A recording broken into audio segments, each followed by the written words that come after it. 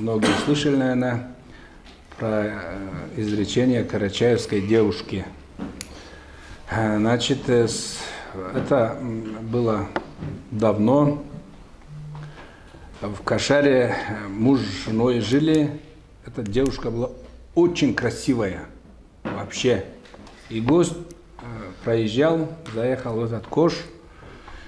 Ну, конечно, он не выдержал, сказал: я, субханаллах, где бы я так не был страшнее твоего мужа, говорит, я не видел. Как получилось так, что ты вышла вот за него замуж?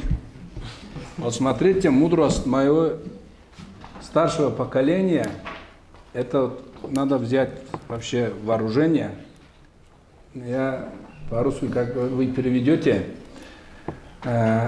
значит, в общем, она так сказала: Аллах жанында мени bir терс etken işim болған болур еді, Аллаху Таала мени муңа буйруган деген.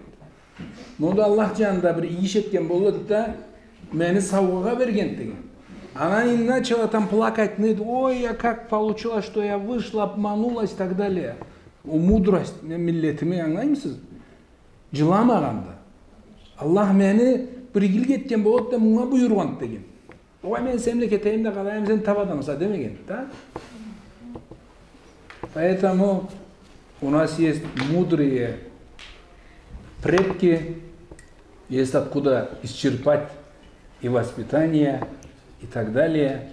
Аллах чукару берсин, жанларын көздерін. Аллах игілік берсин.